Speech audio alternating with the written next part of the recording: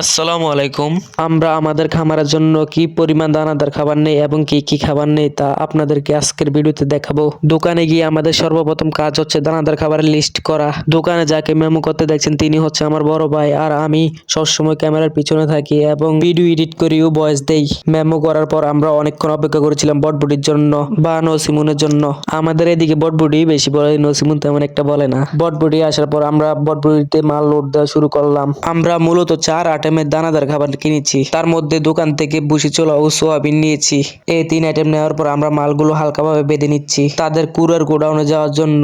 কুরার গোডাউনে যাওয়ার পর আমরা বটবুটিটা একটু সাইড করে নিচ্ছিলাম কুরার লোড দেওয়ার জন্য। যেহেতু খাবার দাম বেড়ে গেছে তাই আপনাদেরকে একটু সতর্ক থাকতে হবে, কারণ এই সময়ে গুরুদানজাতকরণ পুরান মালগুলো আপনার কাছে বিক্রি করতে চাইবে, তাই আপনারা হুক দিয়ে চেক করে মাল কেনার চেষ্টা করবেন। আর যদি পুরান মাল আপনার বাড়িতে নেন তাহলে আপনার গরু সেগুলো খেতে চাবে না, আর খেলেও অনেক সমস্যা দেখা দেবে, যার ফলে আপনার গরু তেমন মোটা তাজা হবে না এবং আপনার সময় এবং টাকা দুটোই লস হবে। গোডাউন থেকে কুড়াল লোড দেওয়ার পর আমরা বাড়ির উদ্দেশ্যে রওনা দিলাম।